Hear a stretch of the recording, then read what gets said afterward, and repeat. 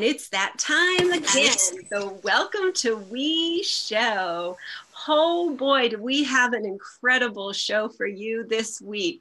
So welcome to We, as we welcome our elders and our youth to unite for the planet. Yay! How wonderful is that?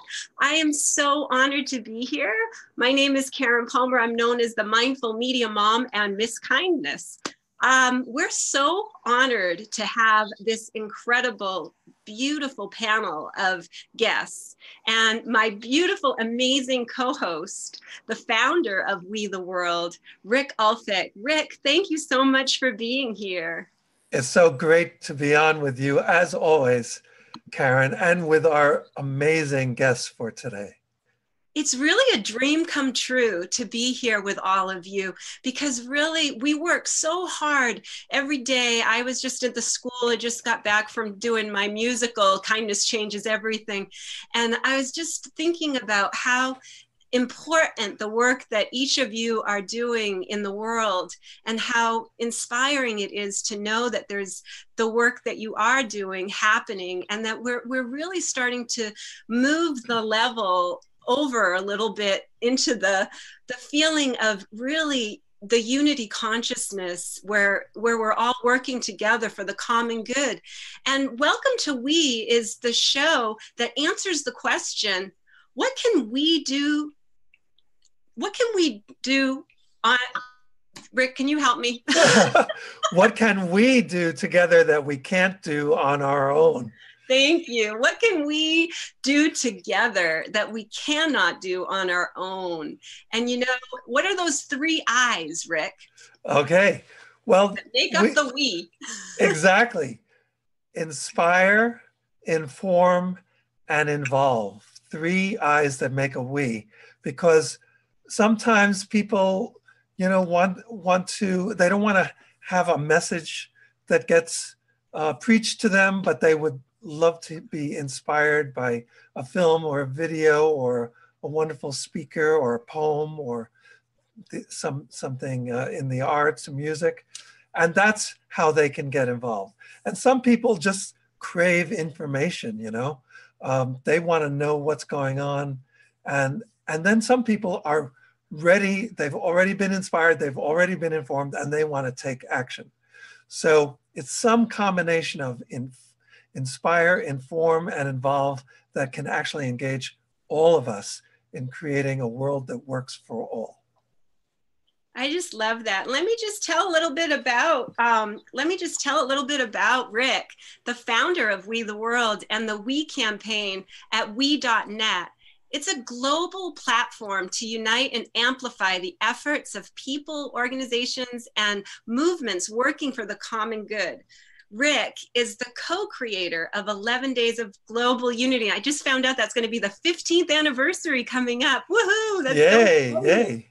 Linking, the local awareness with action campaigns into an inspiring international movement with participants including Desmond Tutu, Jane Goodall, Deepak Chopra, Eve Ensler, Daniel Ellsberg, Amy Goodman, Bill McKibben, and many others. So Rick, thank you so much for taking the time out of your busy, busy life to be here and to really share these important people with our beautiful, beautiful audience. And special audience, thank you for being here.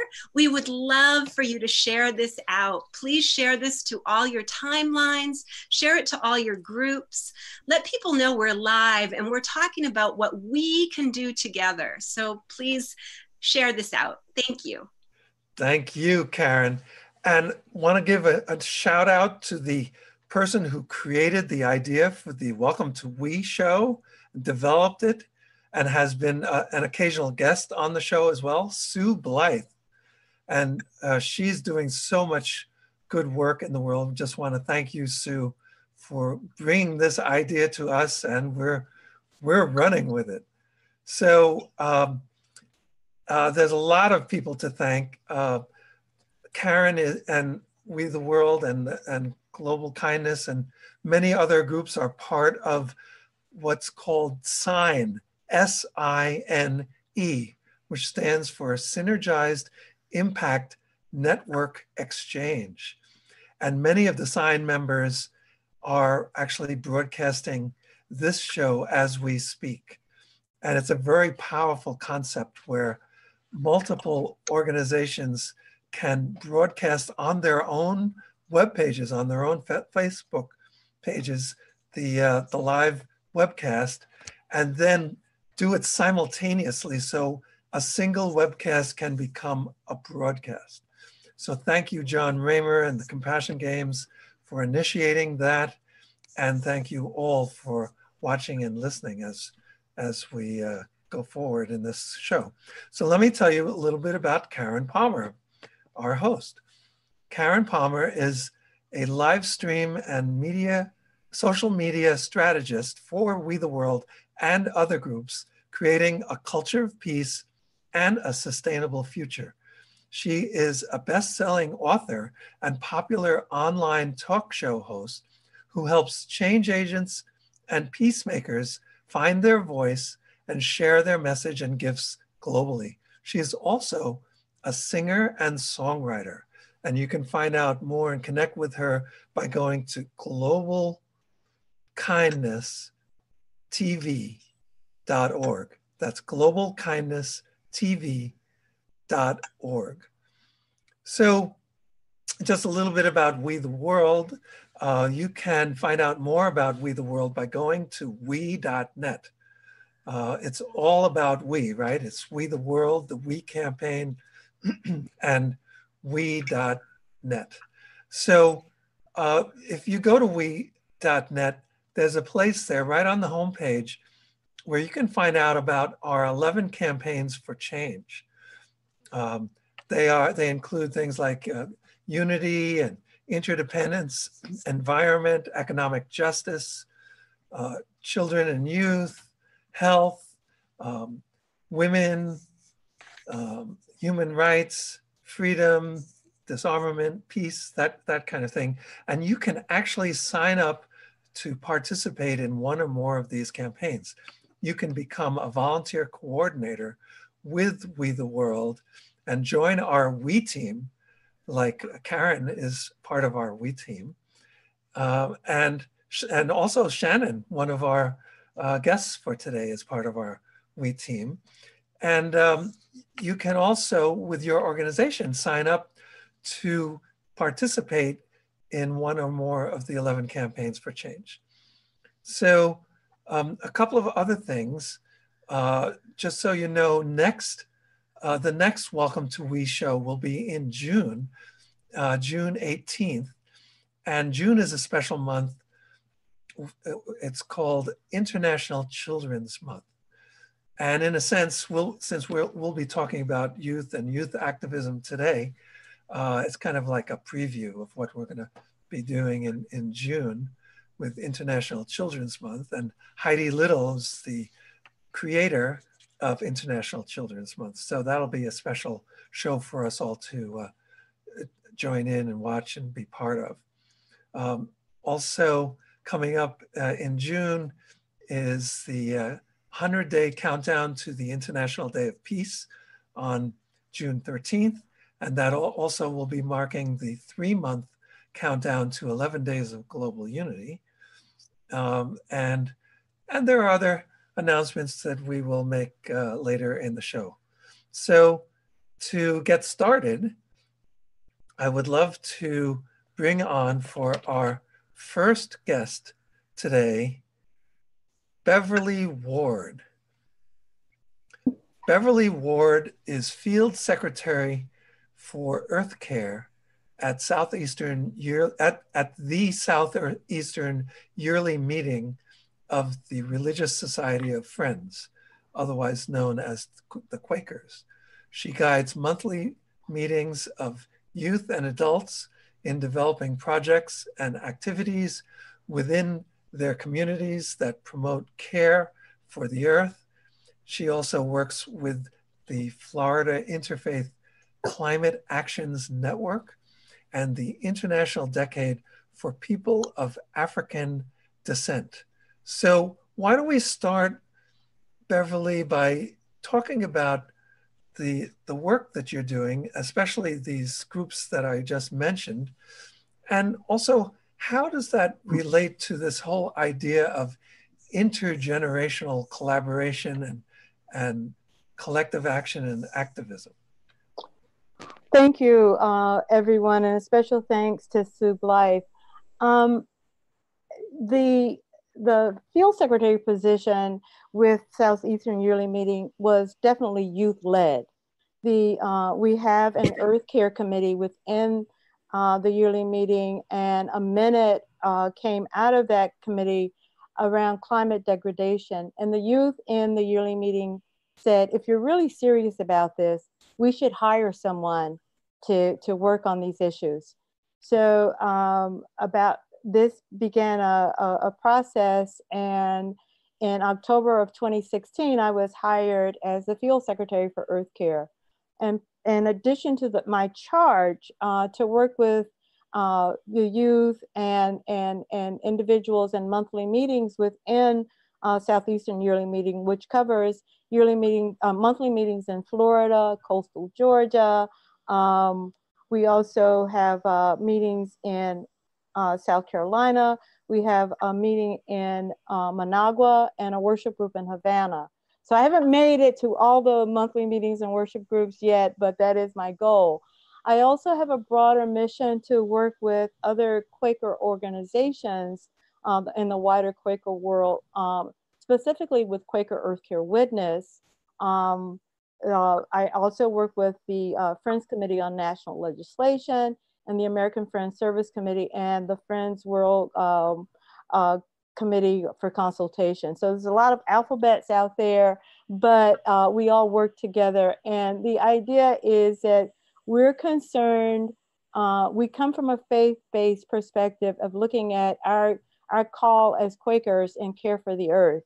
And we don't just talk about environmental issues, we talk about earth care writ large. So that, and I want to share my screen for a second to show you how this all fits together, if it makes sense. So come on. This is going to happen. As I find this, I'll get it.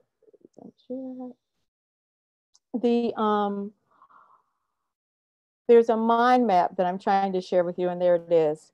This is how it all fits together. I'm trained as an anthropologist, so this messiness makes sense to me, but it may not to you.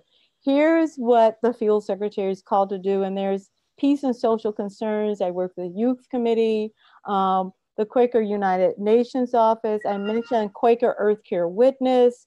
And out of that, one of the standing working groups with Quaker Earthcare Witness is the United Nations Working Group. And within that working group, we have essentially three foci. That is the coalition on the African diaspora. We're in the middle of the recognition of the UN International Decade for People of African Descent. I also live in Florida. And so I'm very concerned about water issues. And so I'm convening this year for the second year in a row, a side event at the UN High-Level Political Forum for Sustainable Development, a side event on water issues.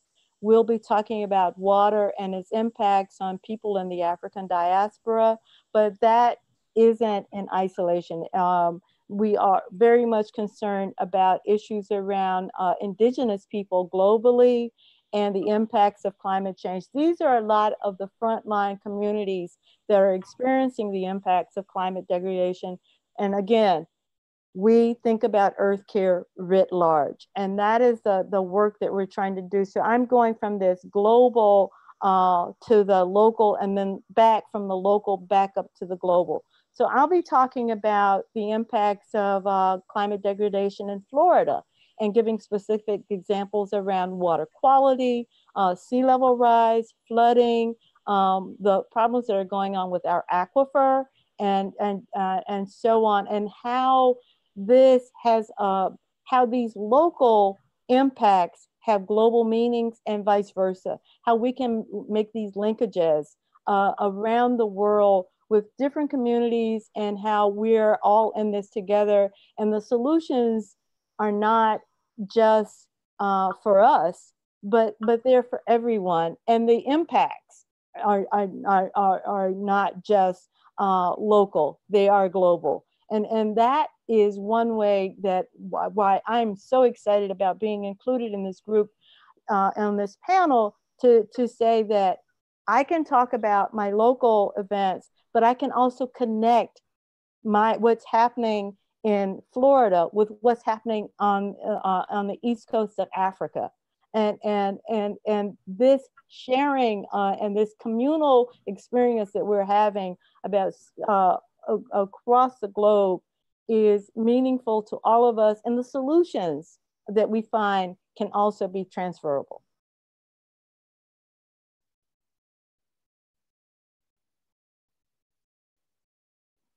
You're muted. You're muted, Rick. Thank you for pointing that out.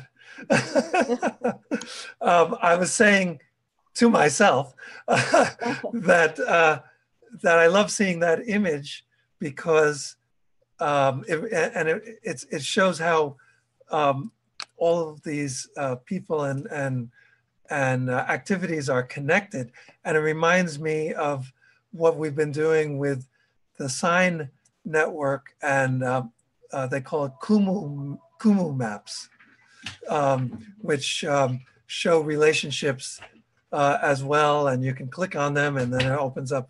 I'm sure you can do that with these as well. So since we're talking about the collaboration of youth and adults and elders, Beverly, how would you say that, how would you suggest that older folks, elders and adults in general, support the youth in dealing with the social and environmental challenges that we're facing on the planet now? What I hear often from youth in our yearly meeting is, how do you stay motivated? How do you stay in it? And I'm going to give you a brain worm. I'm working on a 1,000-year planning model. So I don't expect to be alive to see the fruits of what I do. But you work with the intention of that the work is important and I will do it, and it's not for personal reward. And so if you go in with that thought, with that framework, that it's not about you, it's about this future vision. And I think that is one of the things that I think that those of us who've been at this for a while can share, that we continue to be motivated, we continue to be hopeful, and that that's what it's about. Exactly. So working with young people makes it possible to carry this movement forward for at least the next 1,000 years. Right? Right. Exactly. That's great. So we'll come back to you. Why don't we go to our next guest? Would you like to introduce her, Karen? I would be so honored to introduce this beautiful little girl, which young lady, amazing young woman is what I'd like to say, an 11-year-old award-winning UNESCO child author and climate crisis activist, Andrea Wilson. Wow. I am just so blown away by this inspiring, beautiful girl. In 2018, Andrea won the International UN Voices of Future Generation contest with her environmental activism book, Journey for Tomorrow. The story of a girl who invents a machine to turn garbage into energy and save our Earth. Wow. Andrea received the VOFG Gold Trophy in the House of Lords Palace in Westminster, London to become the year's child author for Europe and North America. Andrea now organizes continual climate strikes for kids in Huntington,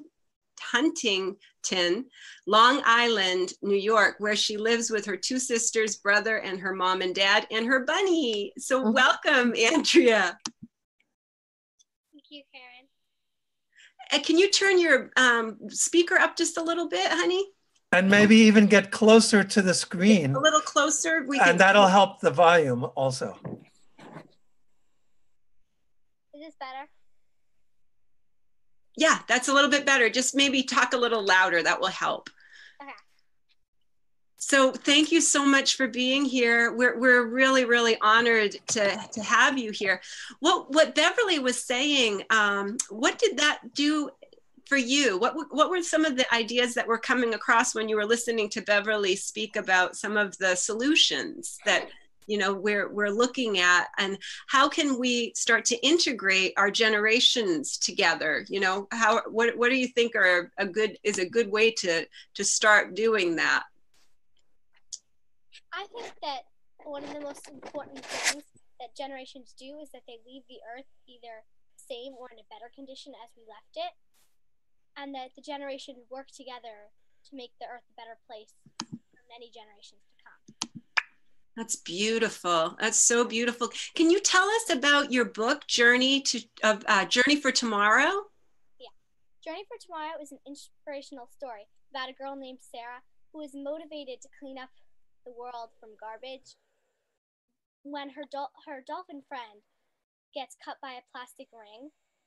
And the message of the story is meant to be that anybody can make a difference, no matter of your age. That's so beautiful. I was going to suggest that everybody who's not speaking, when Andrea and our other guests speak, that you mute yourselves, because otherwise the image is not going to shift. And also, what was the motivation behind deciding to write that book for you?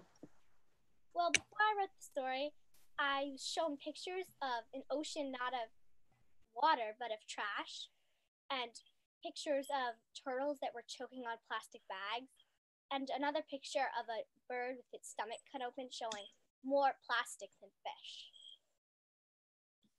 Wow, that's incredible.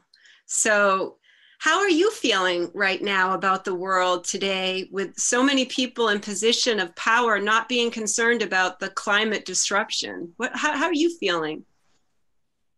It's really disappointing that people who have the power to change don't want to change, but it's also motivating that it motivates us to take action and to convince them they do need to take action and they do need to change our society. That's awesome. How did you come to organize the climate strikes for kids in the area where you live? Well, all over the world, children are taking a stand for what they believe in. They're taking a stand for climate justice.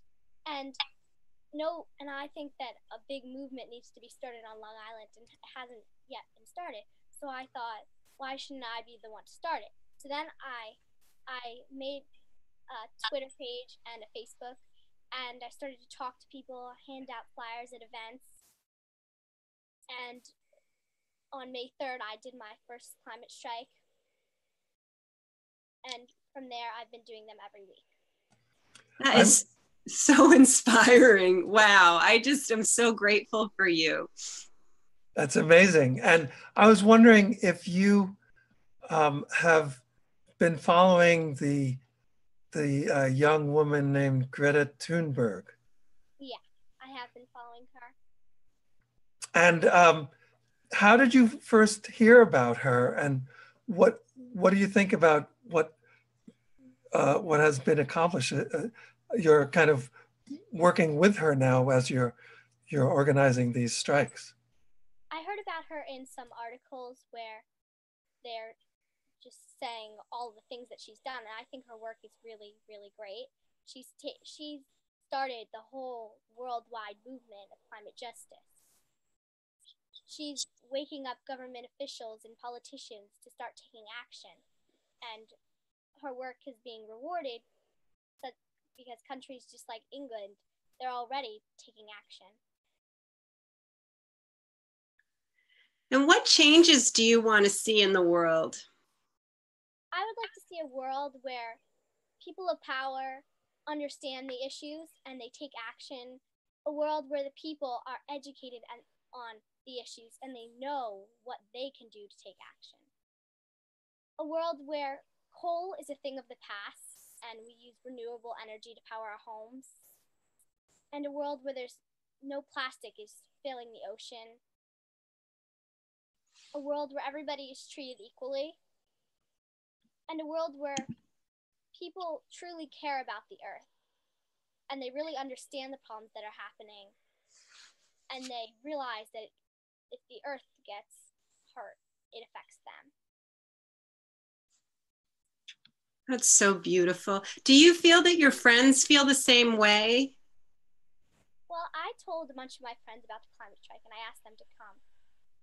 But I was really disappointed to hear that they all have concerns that they believe are bigger than saving their own futures.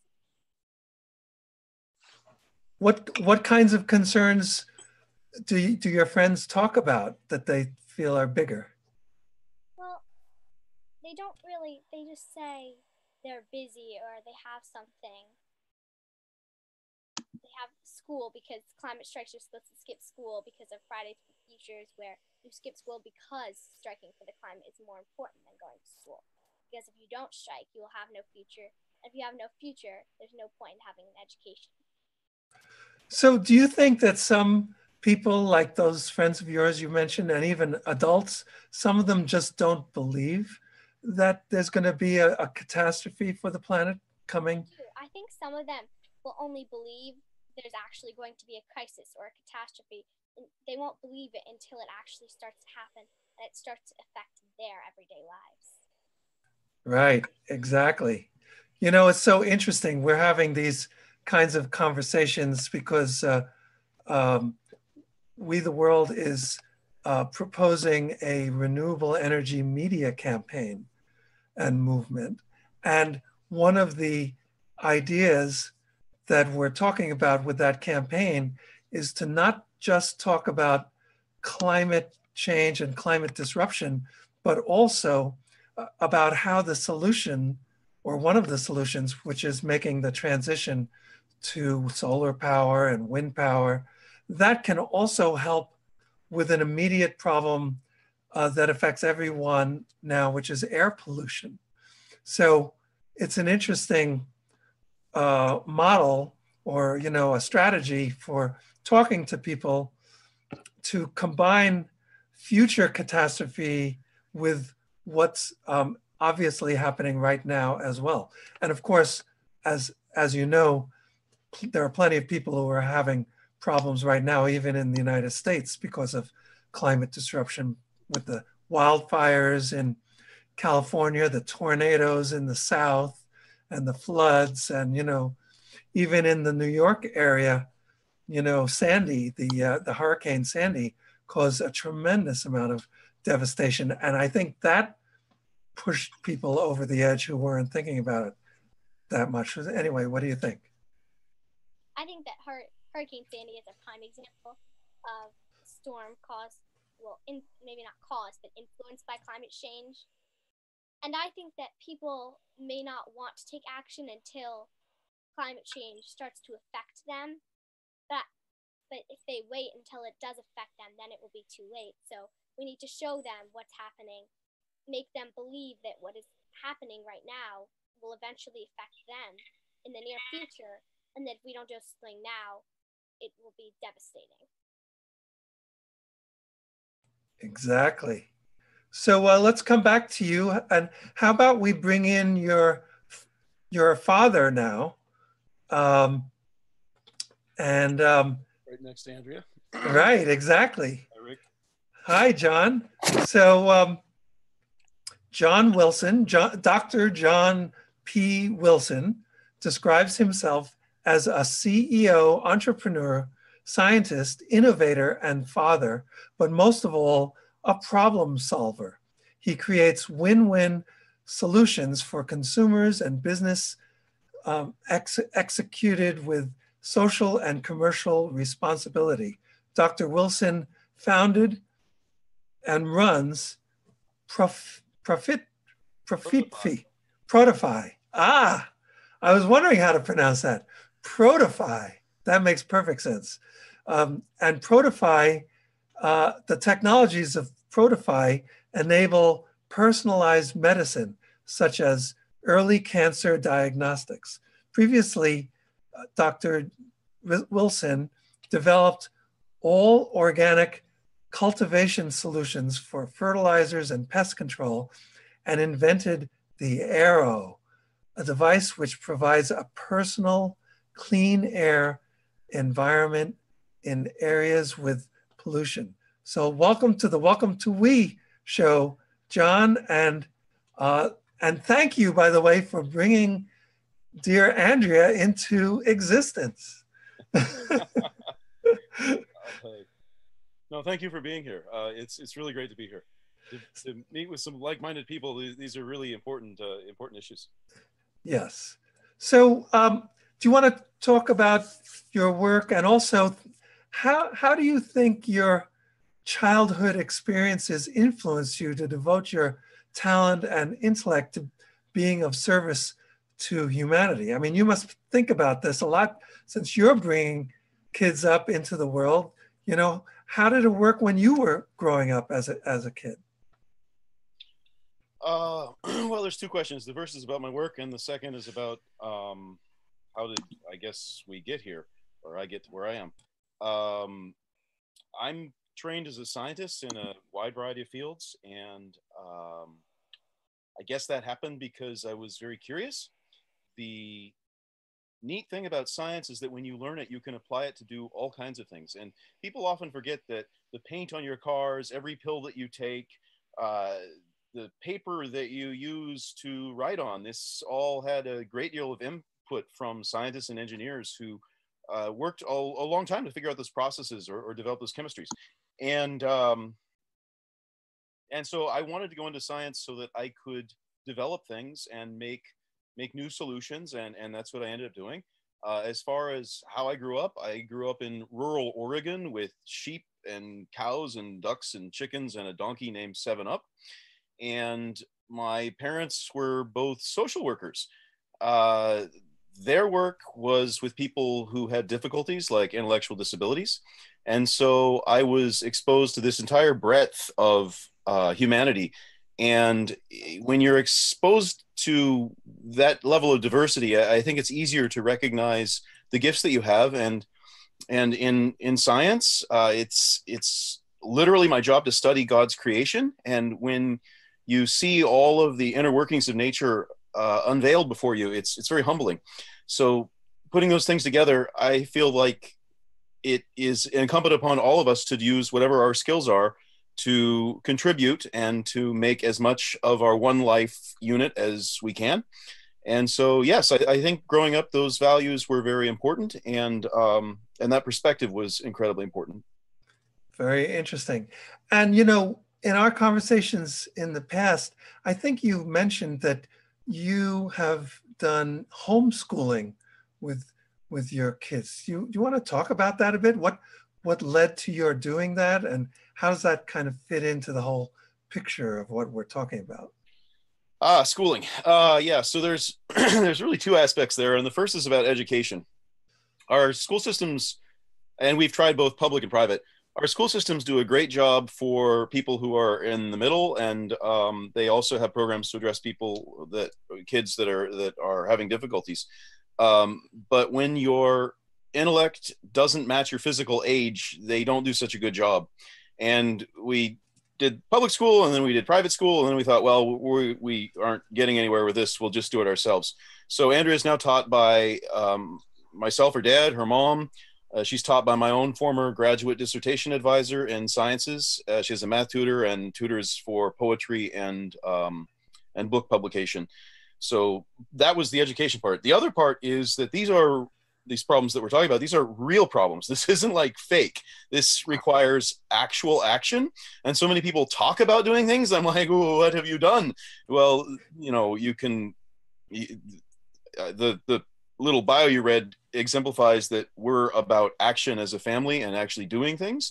And so the second part to homeschooling is the fact that Andrea does have flexibility to do climate strikes. She has the flexibility to go on book tours. So she'll actually be, I think the book will be released at the UN High-Level Political Forum in July, her book Journey for Tomorrow. And so there's more flexibility there. As part of the Voices of Future Generations program, she's now tasked with speaking about climate issues around the world. And, you know, we've got to figure out how to make that happen, but that also requires flexibility. So it's both the necessity of education for a non-average person combined with the necessity to, during that education, do tangible acts that make a difference. That sounds fabulous. Thank you, John. You're welcome. It's just the way things worked out. We're just doing our best. Exactly. Like all of us. So why don't we bring in our next guest? Karen, would you like to bring her in?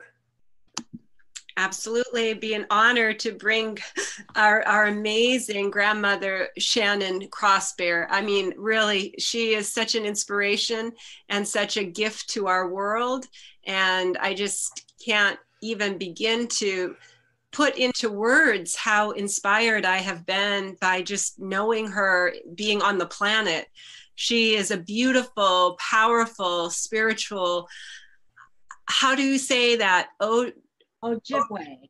Ojibwe. Oh, it's so beautiful. Ojibwe Irish woman with so much compassion. Like she doesn't even try to correct me. She just says Ojibwe, and so beautiful, so kind. And her purpose is to demonstrate and promote gentle healing. Shannon has worked with tribal and non-tribal communities in creating systems of care and circles of care, utilizing traditional intervention and promotion of culturally congruent practices. Wow, I want that so much for my community, Shannon. I just love that you're doing this. She's a skilled storyteller and educator.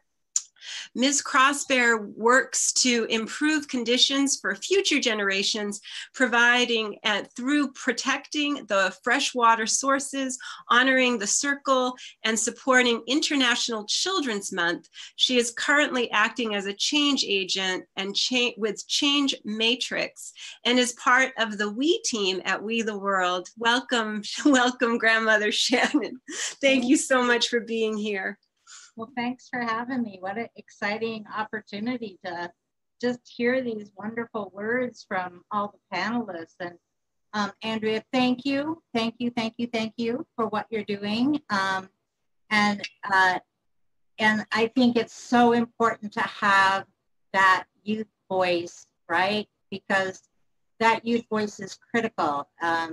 This peer-to-peer, who you are, where you are in the world, where you sit in the world.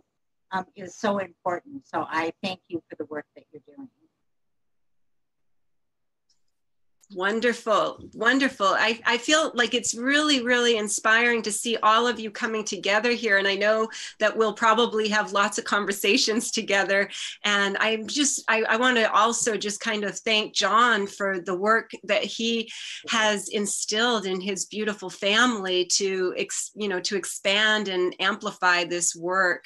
So Shannon, can you tell us a little bit about your work and why you're so passionate about protecting Mother Earth? You're such an inspiration. Well, I can't, it's so interesting because when I don't think about it as my work, I think about it as my life. I mean, I'm here on this earth walk for a limited amount of time. In fact, today I'm just really excited because I have 2 grandchildren that are here on the property getting ready for ceremony with me. And so that's very exciting. And it's exciting to kind of hear, what everybody is doing, because this is so much a part of what I've been taught, throughout, even, talking about 1,000 years when Beverly was talking about that, we always think about everything that we do, the question that we have to ask ourselves is, how will this be 7 generations beyond me? So, you know, this is the framework by which, you know, we think about our relationship, and just, and I talk about relationship because I think that's what's part of this is all about, like coming together and talking about generational relationship, but also relationship to this earth. And I've been very blessed by the fact that I live in the boreal forest. I live on what I would call my homelands. I live on the shores of Lake Superior, which is the largest freshwater source on the planet. And I have had a wonderful opportunity to learn some things from an Indigenous perspective, because that's where I'm rooted. And so finding these opportunities to help people build relationship with the earth, we only take care of what we care about. And if we have no relationship with the earth, it's very difficult to care about something. And we will care for when we care about. So having opportunities to help people understand this relationship that we have from all different perspectives, and the necessity of bringing all the information together. So, you know, I really appreciate what John was saying about, you know, bringing that science that we really can aid us in the conversation about what now and how do we bring ourselves forward so that we can repair this relationship that we have with the earth, and in so doing, hopefully, repair our relationships with each other. Because I think it's very reflective. You know, as we see our relationship with the big mama, you know, our Mother Earth, and it's the tensions there, we also see this kind of symbiotic thing that's happening with our human two-legged folks on the earth, right? And so when we learn to really understand what it means to be a good relative and to be in relationship with all that is, and understand that interdependence, yeah, I'm excited about it. I think that one of the things that I really like and that has helped me is that in all our kind of communal interactions, you know, we always state that particular statement: we are all related, right? And it's not just something you do kind of perfunctory kind of thing.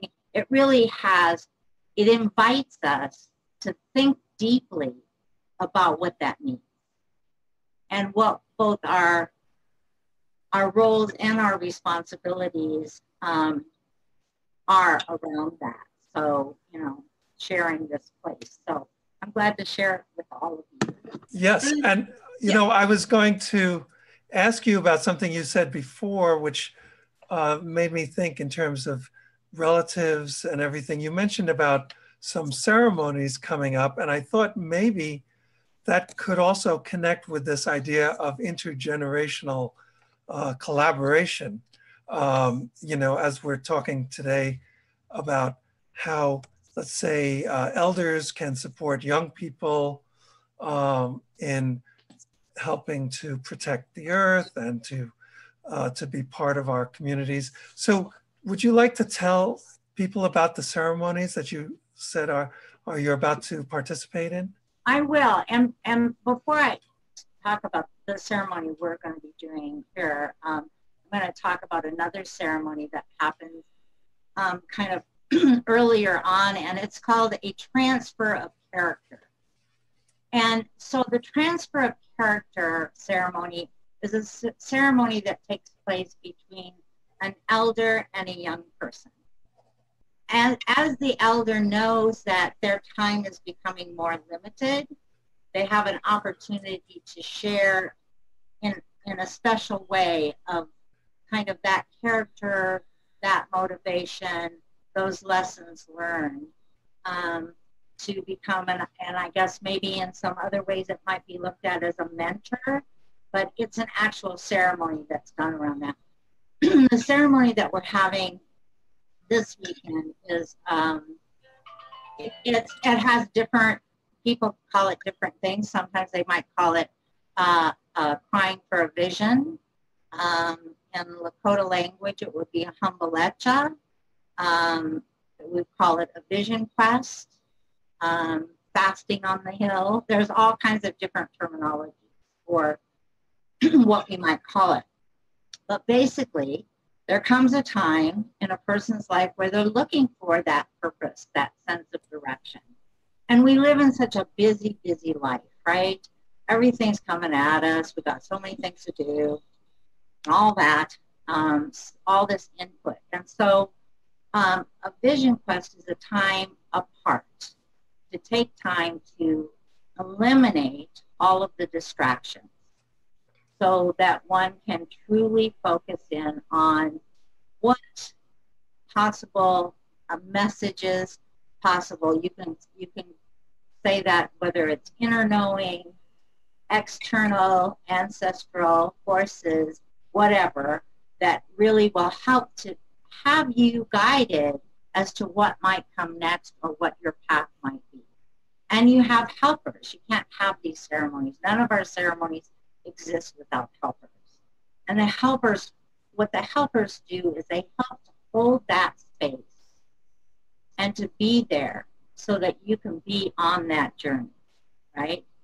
Knowing that all of us, right, in order to, the way that we talk about it is the way to, that we have to heal the sacred of humanity means that everybody has to heal. So my healing is dependent on your healing. We're all part of the hoop, right? Yes, and your healing is dependent on my healing, and that includes the earth. And so we have this wonderful, the great news is that we have this wonderful opportunity, right, to be able to do that as we, right? So beautiful. And I wanted to ask you, why is storytelling such an important way to engage people in creating positive change? I love your storytelling. It's so beautiful, so inspiring. Well, you know, I think we all relate to stories, right? We have our own stories. Everybody comes with stories. We are stories. And we're creating story all the time, right? And so it's just something that in my cultural upbringing, that was a really great opportunity to have teachings, right? To the aha moments that can come through a story to help illustrate the things that are happening. So, you know, when Andrea was talking, I was thinking about a story, and I was thinking about this story about this village that was like, I mean, like totally things were not going well, right? It used to be a vibrant village. There were gardens and, you know, intergenerations, but all the young people left, right? And it was a kind of a grumbly kind of place, like, you know, the village, even the gardens were not thriving anymore, right? And the people that were remaining, even the elders, they were like, well, what are we going to do? How can we, you know, and they got together and they had meetings and they planned strategies and they did all that, and nothing really changed, right? And they had exhausted all of the things they could think of doing. And they were almost hopeless and ready to give up. And then they had yet another meeting, and they brought all the people together and they said, well, you know, what are we going to do? We're just, you know, nothing. I mean, I think our last young person left. So now what, you know? And so they knew about this elder that was out in the, kind of in a wooded area, and she had left the village. And so they decided to go and ask her. And they did all the protocol to go and ask her, because they thought she was her only solution, right? And so they asked her, and she said, well, she didn't know either. She just said, well, I don't know, but there is one among you. And so, but she didn't identify who it was, right? And so they got back to the village and they kept going, well, okay, now what do we do? You know, kind of all sat back and they thought about it and they thought, well, I know who it is. It's got to be Star Woman. You know, she's like always bright and shining and she's going to lead us to what we need to do. And then they thought a little bit more and they thought, but she's got those sharp edges, right? So it can't be her, you know. Moved on to the next person. It's like, oh, yeah, it must be proud when she speaks. And because she has a lot to say and she's got the answer, right? But then she can get a little noisy and pushy, and so she can't be the one. And so this kept happening all the way through the village until the one person was left, and she said, well, I went through everybody. And, no, there's nobody there. I mean, I don't know. But what, each time she met somebody, she made a decision, just on the off chance that they were the one, she was going to treat them with extraordinary respect, right? And so she got home one night and she thought, well, what if it's me? No, it can't be me. Not me. But what if it is? And she started to treat herself with extraordinary respect.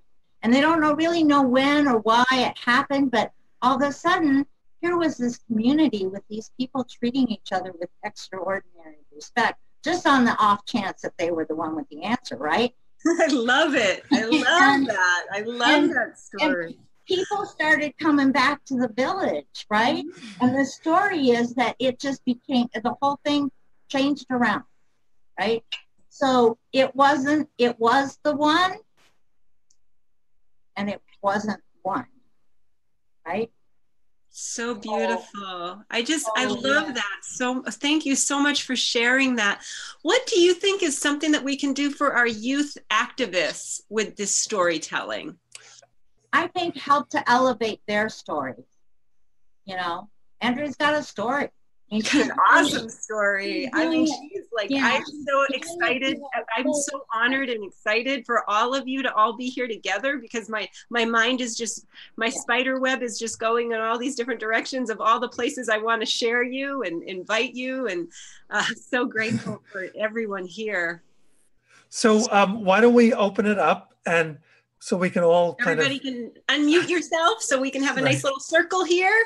Right. And also, if in case anyone watching live wants to write a question, right, Karen?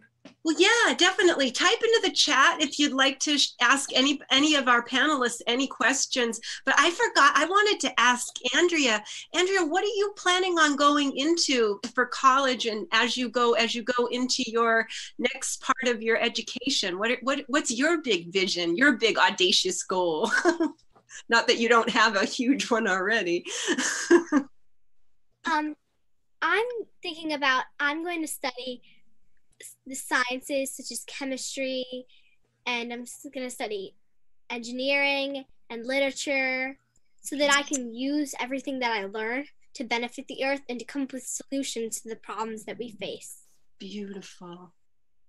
Gosh, you're so inspiring, sweetheart. I can't even tell you how much this means to my heart right now.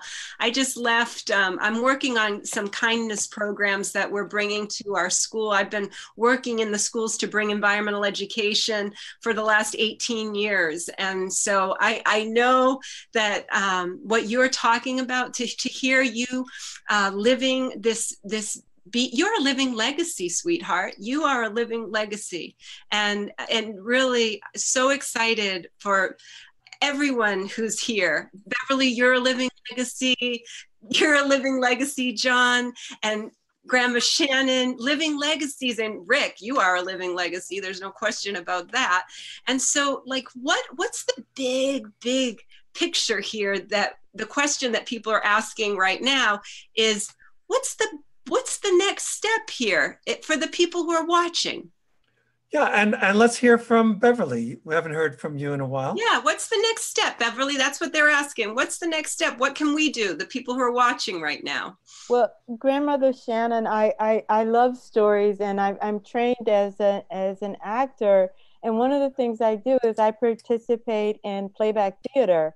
Also, this year, the Climate Change Theater Action is asking for participants. Every year during the Conference of Partners, they playwrights from all over the world contribute plays. And the idea is that people read or perform these plays. They're free if you become a collaborator, but it's an action. And so it's about, the plays are about climate change. Virtually every country, every state in the US has participated in it in previous years, and something like more than 30 countries around the world. So again, telling stories and telling the story is so important, and that's a way to relate to each other. And I just think that is, thank you for mentioning that. I want to add something to that, because stories are certainly a powerful way to communicate to people. But I think what we have to do now is use all of the techniques and all of the channels we have to communicate to people that they have to act. We can't just be telling a story. We have to use that as a motivation. So, we need to eliminate our culture of consumption. We just eat everything. We literally eat everything in sight, and then we get fat and our health goes down. And, you're laughing, but it's true. We live in a culture of consumption. And that's what, our systems are set up to do. We have to buy more, buy more, buy more. And all these messages come out that we have to buy more and eat more. And we just, we eat up our planet in that process. There is no reason that we should have disposable plastic straws. Like, there's just absolutely no reason. We need to eliminate all these one-use items. Rick, you mentioned energy. We need to switch over our energy entirely to renewable sources. And we need to instill in our younger people values which I find completely missing from the majority of people in power. And it's things like, say what you mean and do what you say, respect life, liberty, and property, and the golden rule. That one hand has like all of criminal and contract law on it. And you've also got intergenerational equity and social justice and environmental justice, is all wrapped up in just this one simple hand of principles. And we've got to act on these principles. So, telling stories is important, but I want to highlight that it is everyday actions and it's decisions about what we do that have to be moved forward. And we really need to somehow develop a culture where if you buy a disposable cup, you're ashamed. And that's hard to do, but that's where we need to go if we don't want the oceans of garbage, which you can Google and Andrea spoke to. Exactly. And it's so interesting.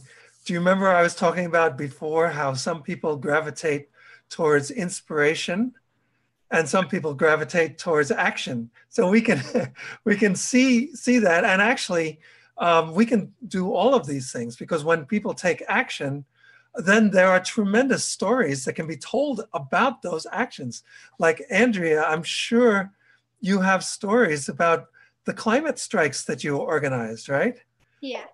So there you have like a combination of all these things, on the climate strikes. I'm sure you're raising people's consciousness. You're talking about what's going on, all the problems that fossil fuels are creating, the pollution and the overuse of things like plastic, like your father was saying, and then the stories about what happened.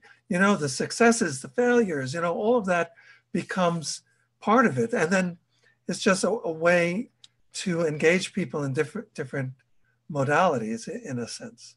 We have another question from the audience for everyone. It's how do you feel that we can reduce our carbon impact? What are some things that you would suggest for people who are listening right now that are really wanting to help reduce their own carbon impact? That answer is really easy, actually. So it is possible to live a near garbage-free existence, and every bit of garbage has used carbon, either in the form of energy to make that product, or often it's made out of plastic. Don't waste food. The amount of food thrown away in the United States, I believe, is sufficient to feed all of the hungry world. I think we throw out 40% or more of our food. So that's hugely wasteful. Basically, it's just using as little resource as you need, or as much as you need, but you can also switch to other transport. Or Rick, to your point, there are often programs available to help with the costs of solar cells up on the top of your house, or other things like this. So it's reducing your impact with every choice you make, and just living with humility and some humbleness.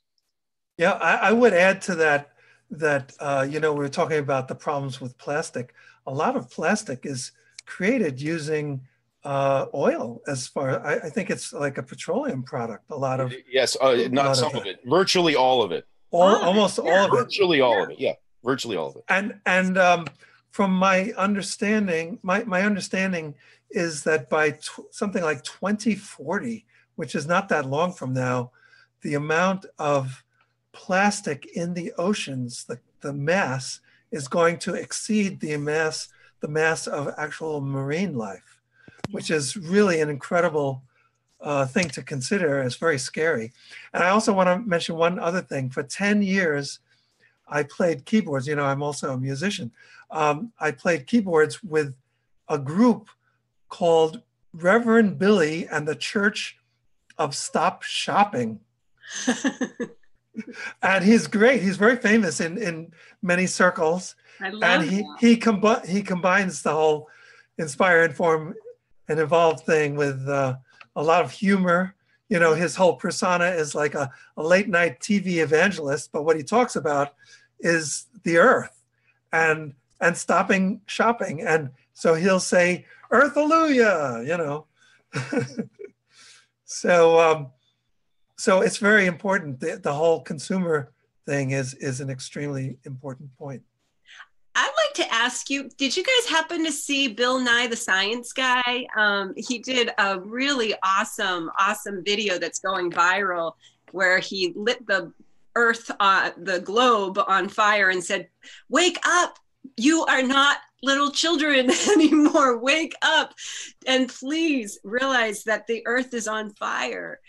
And I watched him and I saw this beautiful, beautiful energy that was just, please stop this insane craziness that we are broadcasting. And that's why Rick and I, when Rick asked me to help co-host this show, and when Sue came to us with this idea, and the We team came together and we all kind of put it together, it's because we really, really know that utilizing media for the greater good is going to change our world. So how do you guys feel about that? How do you feel about media in general? I think media is neutral, right? It's like money or technology. You can use them to many different ends. I think the challenge that we face, and this comes back to what we've heard through stories and people, and your own work in kindness, the challenge we face is to build a culture where we have these values. And right now our values are about cheap, easy, fast, just throw out, and we have to get away from that. So media is a tool that I think will help in that, but we're going to have to do a transformational change through efforts like these, or nature and God will force a change upon us, the likes of which we have never before seen. And it's one or the other. So, Rick, to your question about homeschooling, well, we kind of got to do something. So at least, our family is doing what we can. And I would encourage everybody to inspire their own families. And Greta's story is actually a great one. She managed to convince her parents to become vegetarians, if I'm not mistaken. So, sorry? I think they became vegan. They became vegan, says Andrea. So, changes can happen, but they're slow, and I don't know how to do it on a large scale. So media is a very big part of that, but we need this to become mainstream. I love that. Exactly. Yeah, Absolutely. That's what this is, what we're doing with the Sign Network. That's why we're combining our efforts and we're bringing everyone together, because we're just so much brighter and stronger together. And, you know, it's always been an illusion that we aren't all in this together. We're all in this together. You know, there's no question about it that we're all in this together. And when we start to combine our gifts and our talents, we start to see, wow, I can help you with this, you can help me with this, and that's really what it's all about. So Beverly, I would love to have you share a little bit more about the work as an actor and how that has been kind of fun for you to talk about this climate change in a more playful way, so that we can actually people can hear it as entertainment. Like, actually, that's sometimes I think that's the only way you can get people to listen, is to entertain them. Well, it's twofold. Thank you. There's the playback theater piece, and playback is an international organization made up of troops all over the world, and it's been around for about 40 years. And Awesome. It has a social justice component, and the idea is using forms of improv. Audience members tell their stories and the actors play back the stories. And so often voices who are not heard get lifted up. So we have used that quite extensively. I'm in a Tampa Bay troupe, but we've used that in a number of venues. And we also use it to help teach bystander training. And bystander from the position of being an upstander when people are confronted with verbal attacks or just everyday obliviousness or bigotry. The other piece, as I mentioned, the climate change theater action was organized around the Conference of Partners, the COP, and the idea with the climate change theater action is that the plays are used to have people come up with actions. And so the plays are usually like 8 to 10 minutes, and they can be read or whatever. So they can be like small, living room readings or so on to like big productions. But the idea is to get people, bringing, and this is in response also to media, bringing everything and reaching people where they are. However people are listening, however they need to get the information, what's the delivery system? I think that's something that I'm really about is, I'm trained as an anthropologist. So I want to meet people where they are and get that's my advocacy piece. Wow, you're such an inspiration. I'm just like so excited. I can't wait to get to know you more. All of you. I hope that we can really expand this friendship and really find a way to amplify each other and really help each other shine the way that you've shined so beautiful on this show.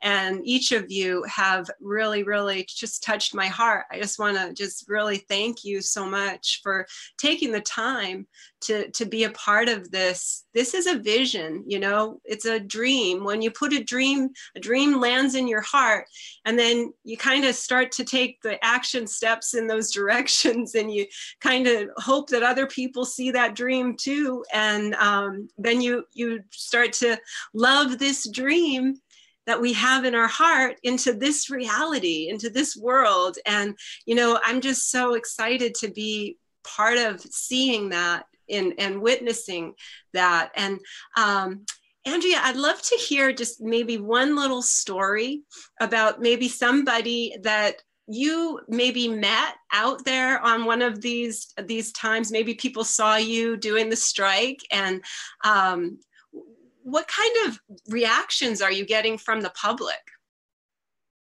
Well, some of the reactions are that people say that they love what you're doing and they really appreciate that you're taking action.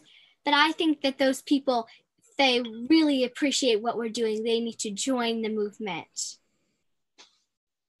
Right.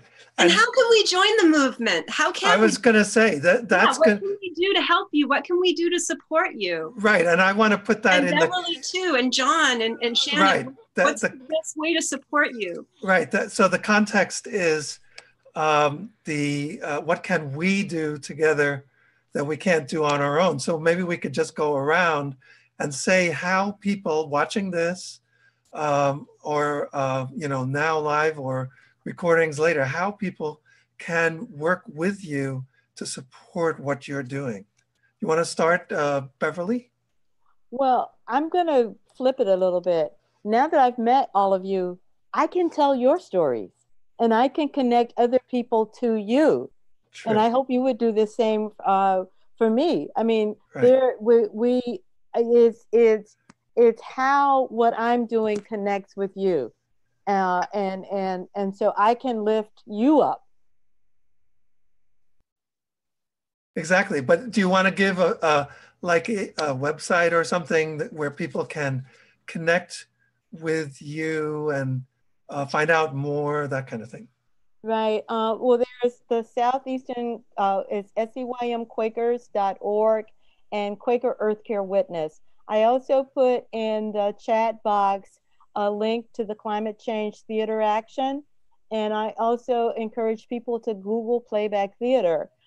There's probably some place in your state or you'll run across it somewhere to go out and support that and think about, using theater and telling to lift up this work. That sounds good. Andrea, why don't we go through in the order that we started? Go ahead, Andrea. How can people support what you're doing? People can support what I'm doing by by finding there are small things you can do, and then there are larger things you can do. Some small things you can do every day, for example, are recycling and walking when you can. Things like small things, not using a plastic water bottle, using a reusable water bottle. And then there are bigger things you can do, such as finding a local climate strike, one that's near you, and attending and really supporting the movement. You can follow me on Twitter at Earth Champion, and you can friend me on Facebook at Earth Champion. Perfect. That sounds good. And John? My biggest concern is we face a problem that's not a technical one, but a problem of psychology and our intrinsic characteristics as people.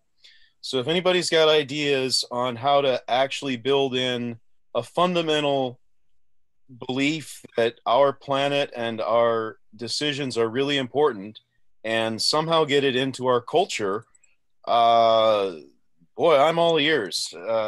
As far as, things that people could do for me, I've got a lot of solutions. So if you're interested in pest control that doesn't require chemicals, then we could help you with that, or fertilizers that are all natural and use nitrogen fixing bacteria. So, or the Arrow, which allows you to breathe in polluted air.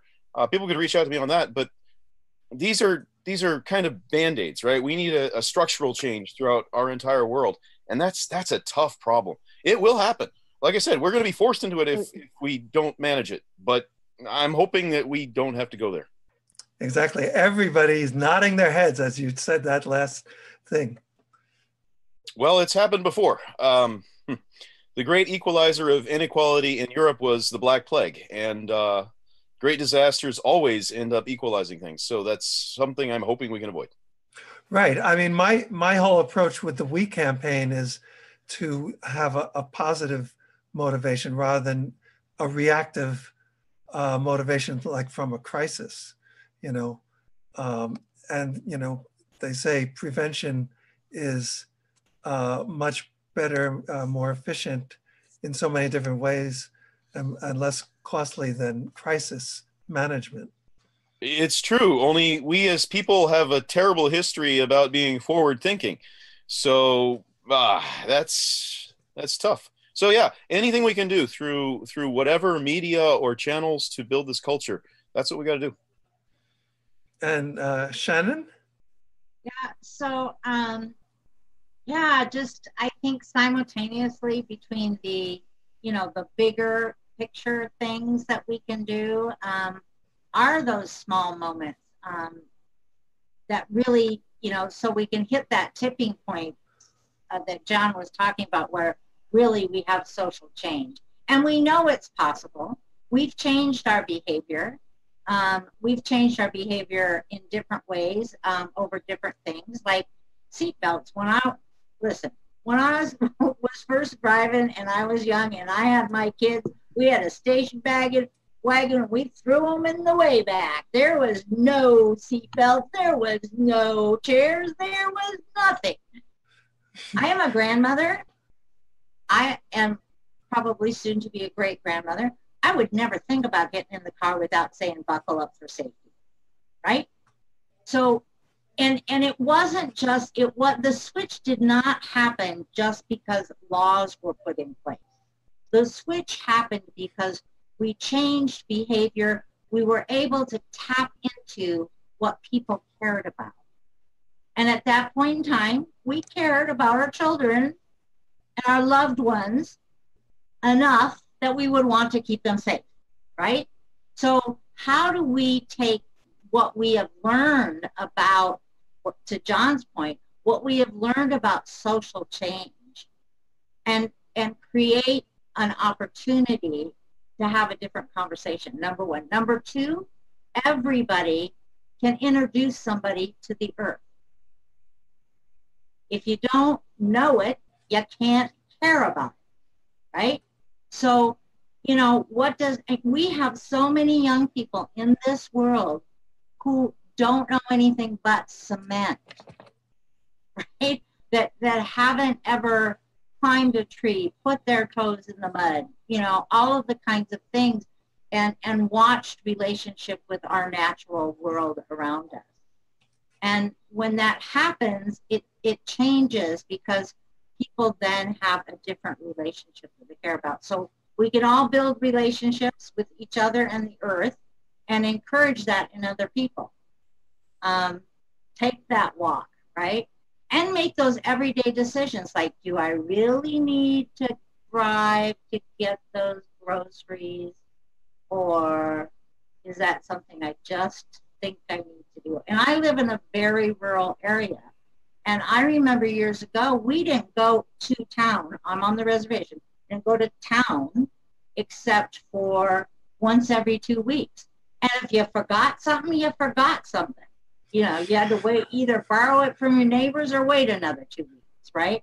And there's no reason that we can't reclaim those kinds of activities. And to John's point, it is growing. It is allowing our young people to understand that that we don't have to live in a disposable world. And again, if we start not disposing in the same way, maybe we won't dispose of each other either. So. That's beautiful. Could you tell us a little more about International Children's Month too? I just typed that into the chat, and how people can get involved with that, because it's such an inspiring thing that you have co-created with Heidi Little and Bob Challenger, and you're I'm so excited to have you on Kindness Connects Us. So that's coming up on next Monday. Yes. So the International Children's Month, actually, it all kind of happened at a ceremony that I happened to be at the same time, and Heidi happened to be there, and she had this guidance that she needed to create a platform. And of course we all went, well, don't you think there's something out there like that now? And actually there wasn't, which, surprise, surprise. Here we are in a world where we say we care about children, there's not even the attention, right? And so the idea was to create a platform.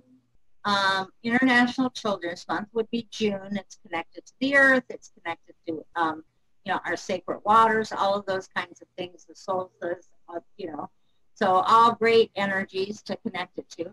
And to really begin to give a platform to concentrate on these relationships. And so as the years went by, we had a theme, and our theme, I think, and I have to go back and look, but we've had a theme like children love the earth, or children love water, right? And so all kinds of activities and platforms around that.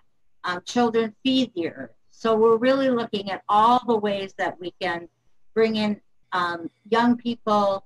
There are activities, there are opportunities to raise consciousness on a global level. So all those kinds of opportunities. And of course, it's not just in the month of June. The platforms go all year round, but we kind of have a special concentration in the month of June just to kind of gear up for the next year's concentration or platform. So we're just really excited. We talk about emotional and social learning, and of course that includes changing our concepts about what it means to be part of this group, right? Yeah, exactly. And I want to add to that too, which is that a special program that we developed with from We the World, working with our dear friend Carol Hart, who passed earlier, or last year. It's called An Urgent Message from Your Children. And this is a wonderful way that children 12 years old and younger can bring their voices to be heard, talking about their fears, their concerns, and their hopes for the future of the planet. And so people can go, if they would like to get the children in their lives involved with that, they can go to weyourchildren.org. Are you able to put that in the? I've typed it already in. I've typed everything in. All your links have all been added to the chat. So perfect. Good to go. So it's a very exciting program, and just a kind of a little tribute to the person who came to We the World to make to suggest this program, and then we all did it together. We produced it. Her name is Carol Hart, and she was a filmmaker, and she produced a film called For the Next 7 Generations. And it was about the 13 indigenous grandmothers who came together from around the world. And if you go to we.net, the first image you see on the top, there is a picture of the 13 indigenous grandmothers. And so Carol had this idea that if people in power are not listening to the environmentalists or the activists, maybe they'll listen to the children of the world. So if you go to weyourchildren.org, you'll see dozens and dozens of children who are 12 and younger speaking in their own words about what they see as important for the future of the planet. And this program is now in over 200 schools around the world, thanks to someone named Carlos Palma, who made it part of a package of Living Peace International in over 200 schools internationally. So some of these videos are in different languages, you'll see. So thank you all. This has been really fantastic. Thank you, Rick. Thank you. Thank you, everyone. Thank you so much, everybody. It's been such a blessing to have this time together. And thank you, everyone who's watching live. And remember, while you're watching live, you could be sharing. But even if you watch this on the replay, and you may want to come back and watch it a couple times because there was a lot of information in here, you can always share on the replay also. So every time that you share this out, you're adding to the love and the light in the planet. So you're helping to raise this awareness, and you're helping to really be a voice for our children that are trying so desperately to get our attention. So really want to thank you again, and our elders who are trying to get our attention. How busy can we be that we can't care about our earth? I mean, it's crazy. It's crazy. I mean, it really makes no sense. So let's just think about that as we say goodbye here, and really remember those 3 I's that Rick said, and take those I's into your day-to-day life. And Rick, can you remind us of those? Sure. Inspire, inform, and involve. And I'll let's leave folks with that phrase that our dear friend Jonathan Granoff mentioned. He was doing the keynote speech when we actually launched We.net and launched the We campaign. He said, I hope that we expands so much that there is no longer any them. Let's hold that vision, everyone. Let's hold that vision. Thank you, everyone. Thank you. Bye-bye. Have a beautiful, beautiful evening. You too.